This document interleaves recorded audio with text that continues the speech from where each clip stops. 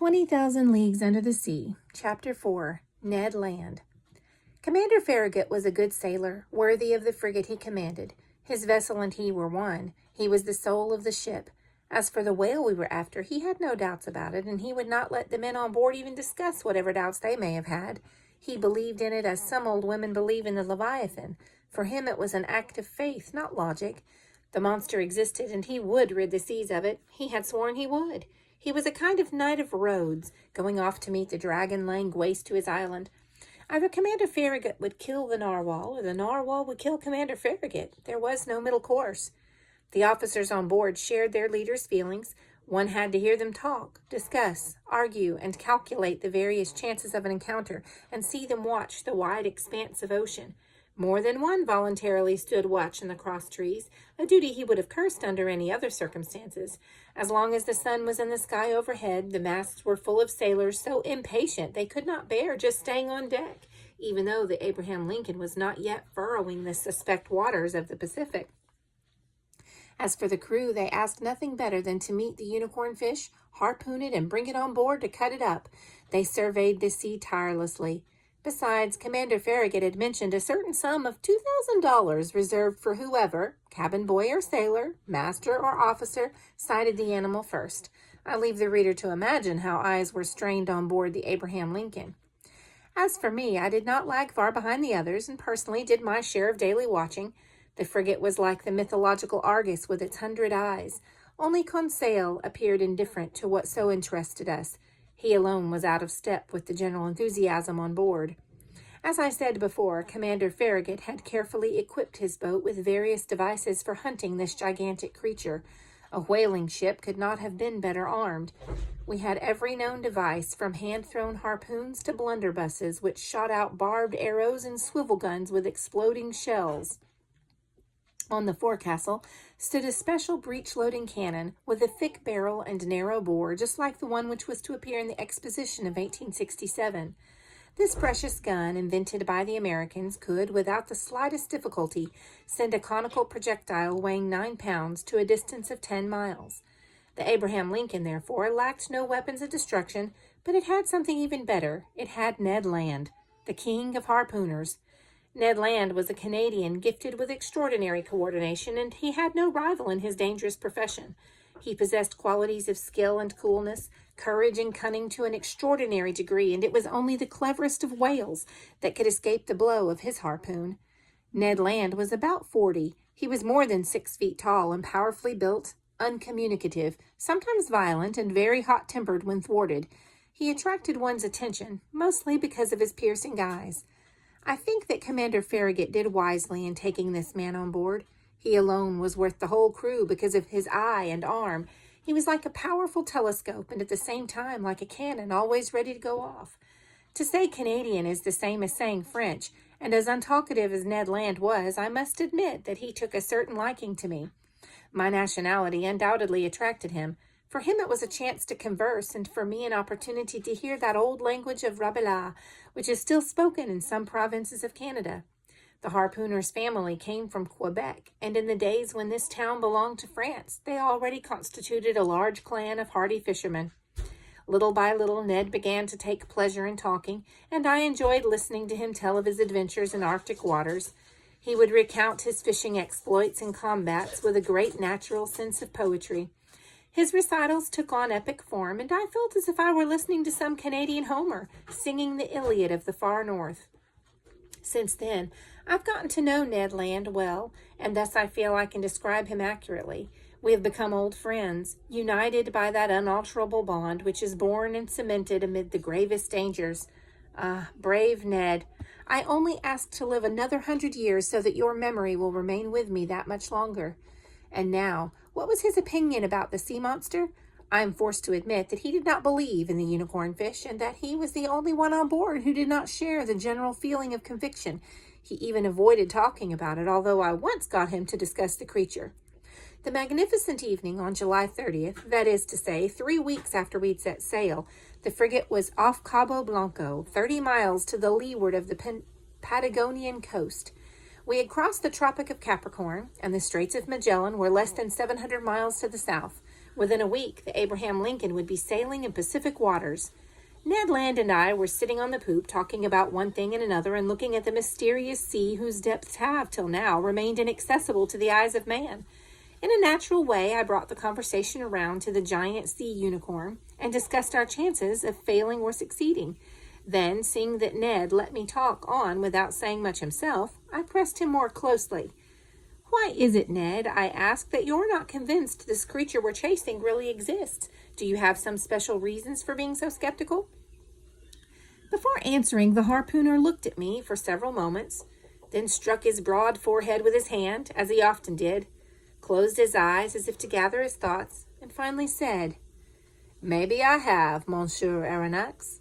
But a man like you, Ned, who's a professional whaler, who knows about large marine animals, whose imagination could easily accept the idea of huge sea creatures, you should be the last to be skeptical under such circumstances."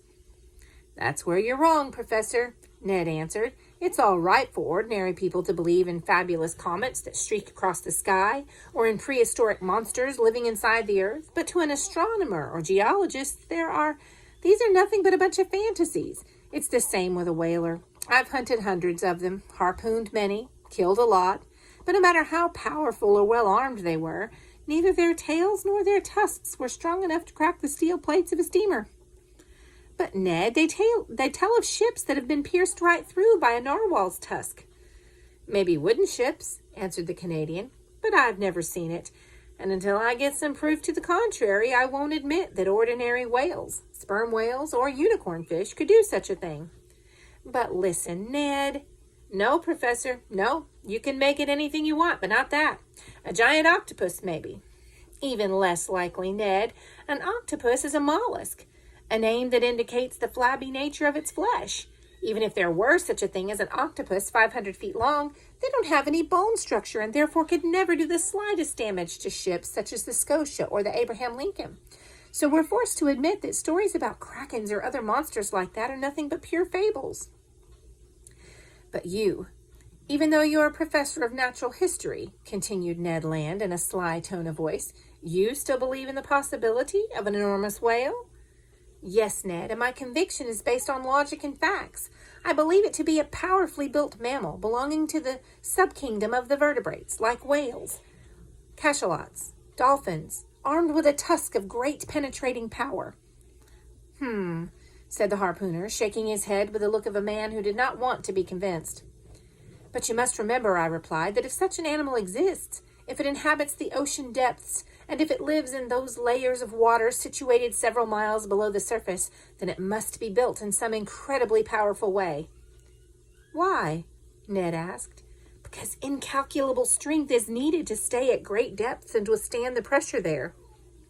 "Really?" said Ned, blinking. "Yes, and I could give you some figures to prove it easily." "Oh, figures," answered Ned. "You can make figures do whatever you want." "Perhaps in business, Ned, but not in mathematics. Now listen, the pressure of one atmosphere is represented by a column of water 32 feet high. In actual fact, the column of water would not be that high because here we're dealing with seawater, which has a greater density than fresh water.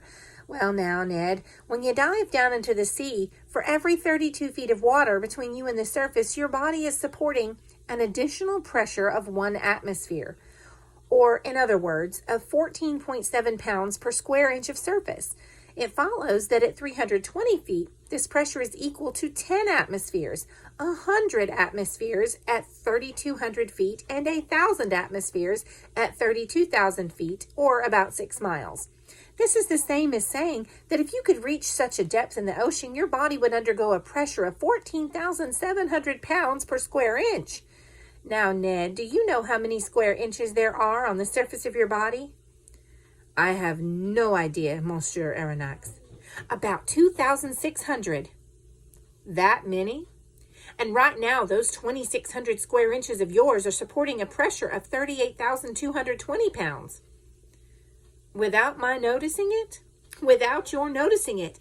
And the reason you're not squashed by such pressure is that air at exactly that same pressure penetrates inside your body.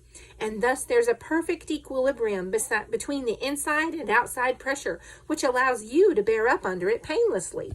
But in the water, Things are quite different." "Yes, I see," answered Ned, who had become more attentive, "because the water surrounds you, but it doesn't get inside." "That's right, Ned. And this means that at 32 feet below the surface, you would be under an extra pressure of 38,220 pounds. At 320 feet, 10 times that pressure, or 382,200 pounds. At 3,200 feet, 100 times that pressure, or 3,822,000 pounds. At 32,000 feet, 1,000 times that pressure, or 38,220,000 pounds. Or in other words, you'd be flattened out as if they'd pulled you from between the plates of a hydraulic press." "Oh," Ned exclaimed. "Well then, if vertebrates several hundred yards long and with bodies built to scale live at such depths, they must have a surface area equal to millions of square inches. Then the pressure they undergo must be measured in the hundreds of billions of pounds. So you see how strong their bone structure and body would have to be in order to resist such pressure." "They must be built," answered Ned Land, "with steel plates 8 inches thick, like armored frigates." "That's right, Ned. And think of what damage could be produced by such an object traveling at high speed and striking the hull of a ship." "Yes, you're right. Maybe," answered the Canadian, bowled over by these figures, but still unwilling to give in. "Well, have I convinced you?" "You've convinced me of one thing, Professor, and that is that if such animals exist in the ocean depths, they would have to be as strong as you say." "But if they don't exist, you stubborn harpooner, how do you explain what happened to the Scotia?" "Maybe it was," said Ned hesitantly. Come. "Because—" "No, it couldn't be," replied the Canadian, echoing Arago's famous expression. But this answer only proved how obstinate the harpooner was, nothing else. That day I pushed him no further. No one could deny what had happened to the Scotia. The hole in its hull was so real it had to be stopped up, and I don't think there can be any surer proof of a hole than this. But this hole hadn't just developed all by itself, and since it hadn't been produced by underwater rocks or machinery, it must necessarily be ascribed to the weapon of some animal. Moreover, to my way of thinking, for all the reasons stated above, this animal belonged to the subkingdom of the vertebrates, the class of mammals, the group of pisiforms, and finally the order of cetaceans. As to what family it belonged in, whale, cachalot, or dolphin, as to which genus or species, that was a question to be cleared up later. But in order to solve this problem, one would have to dissect the unknown monster. In order to dissect it, one would have to capture it. In order to capture it, harpoon it, which was Ned Land's job. In order to harpoon it, see it, which was the crew's job. And in order to see it, meet up with it, which was a matter of chance.